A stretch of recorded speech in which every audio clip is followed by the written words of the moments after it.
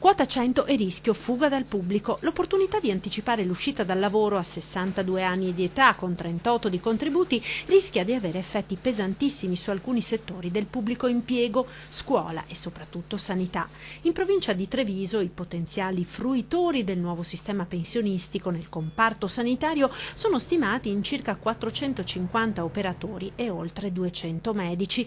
Numeri da brivido che potrebbero dare il colpo di grazia ad un sistema già in forte carenza di personale. Il Veneto è sotto organico di quasi 1300 medici e se attualmente sono un problema i soli pensionamenti per età anagrafica, è facile immaginare cosa potrebbe accadere aggiungendoci anche le uscite anticipate per quota 100, uno svuotamento dei reparti che i giovani medici, con gli attuali numeri di specialisti, non sarebbero in grado di colmare.